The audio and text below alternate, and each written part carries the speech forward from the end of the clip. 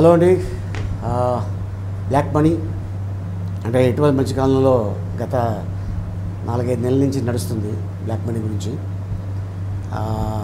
So దాని ఆధారంగా కథ తీసుకొని దర్శకుడు మలయాళం దర్శకుడు జోషి గారు ఆయన ఎన్నో సినిమాలు సూపర్ డూపర్ హిట్ అయ్యాయి మోహన్ లాల్ మమ్ముటితోటి.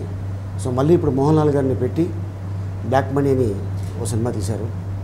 మలయాళంలో పెద్ద హిట్ అయింది అది. లాస్ట్ టైము మన్యంలో పులి అది కూడా మలయాళంలో 100 కోట్లు కలెక్ట్ చేసింది మోహన్ లాల్ గారు.